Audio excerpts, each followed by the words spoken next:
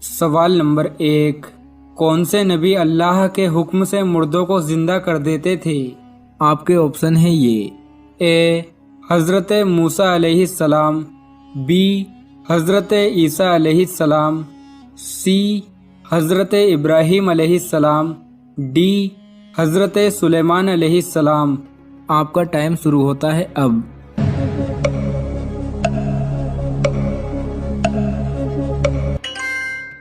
सही जवाब है बी, हज़रत ईसा अलैहिस्सलाम अल्लाह के हुक्म से मुर्दों को जिंदा कर देते थे। सवाल नंबर 2, मौत की दुआ मांगना कैसा है? आपके ऑप्शन है ये। ए हराम है, बी जायज़ है, सी मकरूह है, डी मुबाह है। आपका टाइम शुरू होता है अब।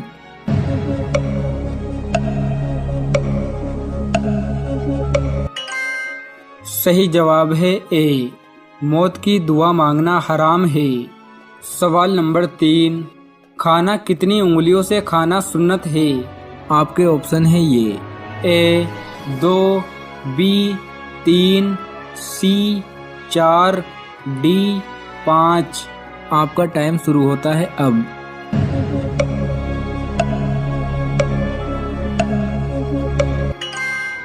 सही जवाब है बी, खाना 3 उंगलियों से खाना सुन्नत है। सवाल नंबर 4, जंगे बदर में मुसलमानों की तादाद कितनी थी? आपके ऑप्शन है ये। ए 113, बी 213, सी 313, डी 413। आपका टाइम शुरू होता है अब।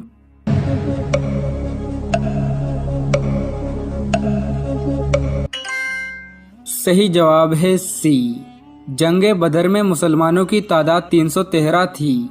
सवाल नंबर 5, हज़रत आदम अलैहिस्सलाम ने कितनी मर्तबा पैदल हज किया था? आपके ऑप्शन है ये। ए 5 मर्तबा, बी 7 मर्तबा, सी 14 मर्तबा, डी 20 मर्तबा। आपका टाइम शुरू होता है अब।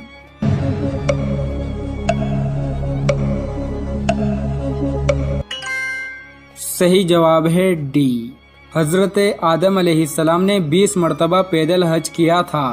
सवाल नंबर 6, आमाल नामा लिखने वाले फरिश्तों को क्या कहते हैं? आपके ऑप्शन है ये। ए याजूज माजूज, बी मलाइका, सी मुनकर नकीर, डी करामन कातिबीन। आपका टाइम शुरू होता है अब।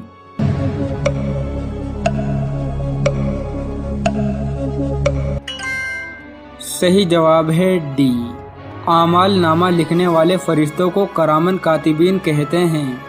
सवाल नंबर 7, कौन सा गोश्त खाना तो हलाल है लेकिन बेचना हराम है? आपके ऑप्शन है ये। ए कबूतर का, बी खरगोश का, सी मुर्गे का, डी कुर्बानी का। आपका टाइम शुरू होता है अब।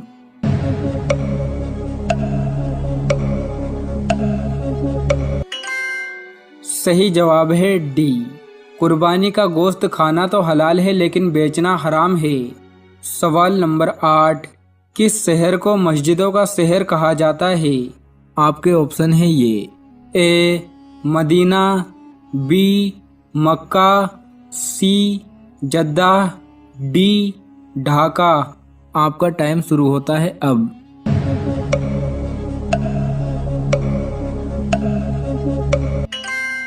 ढाका को मस्जिदों का शहर कहा जाता है। ये बांग्लादेश में मौजूद है। सवाल नंबर 9, हुजूर करीम सल्लल्लाहु ताला अलैहि वसल्लम ने आखिरी नमाज कौन सी पढ़ाई थी? आपके ऑप्शन है ये। ए नमाज फजर, बी नमाज जोहर, सी नमाज असर, डी नमाज मगरिब। आपका टाइम शुरू होता है अब।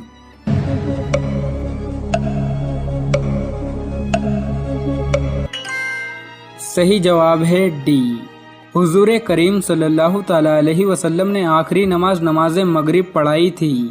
सवाल नंबर 10, कुरान मजीद में सबसे ज़्यादा किस चीज़ का हुक्म दिया गया है? आपके ऑप्शन है ये। ए ज़कात का, बी रोज़ों का, सी नमाज का, डी हज का। आपका टाइम शुरू होता है अब।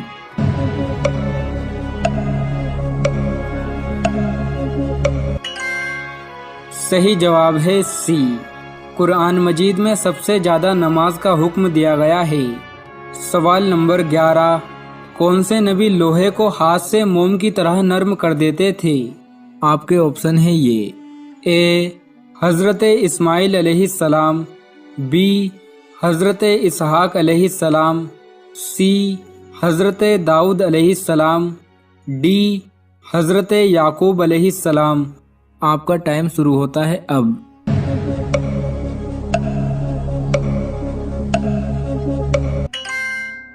सही जवाब है सी। हज़रत दाऊद अलैहिस्सलाम हाथ में लोहे को मोम की तरह नरम कर देते थे। सवाल नंबर 12, अल्लाह को फ़ारसी ज़बान में क्या कहा जाता है? आपके ऑप्शन है ये। ए रब, बी रहीम, सी खुदा, डी मालिक। आपका टाइम शुरू होता है अब।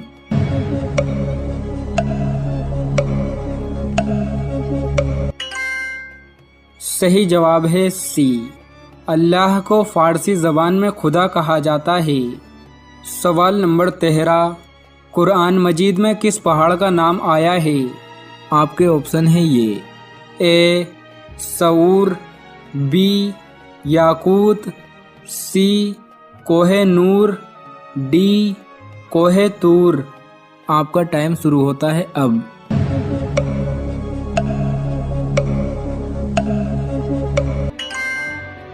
सही जवाब है ए।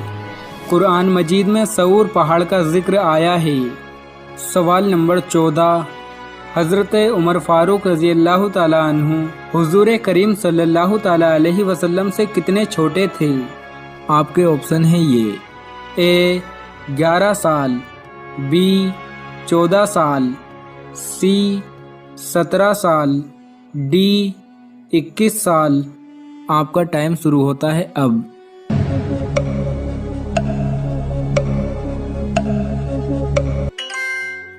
सही जवाब है बी। हज़रत उमर फ़ारूक रज़ी अल्लाह ताला अन्हु हुज़ूर करीम सल्लल्लाहु ताला अलैहि वसल्लम से 14 साल छोटे थे। सवाल नंबर 15, हुज़ूर सल्लल्लाहु ताला अलैहि वसल्लम आँखों में सुरमा किस वक्त लगाते थे? आपके ऑप्शन है ये। ए सुबह में, बी दोपहर में, सी शाम में, डी सोते वक्त। आपका टाइम शुरू होता है अब।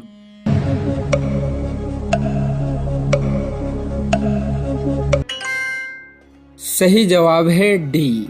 आप सल्लल्लाहु ताला अलैहि वसल्लम आँखों में सुरमा सोते वक्त लगाते थे। दोनों आँखों में 3-3 सलाई सुरमे की लगाते थे। अल्लाह तबारक व तआला ने फरिश्तों को किस दिन पैदा किया था? आपके ऑप्शन है ये। ए इतवार के दिन, बी पीर के दिन, सी मंगल के दिन, डी बुध के दिन। आपका टाइम शुरू होता है अब।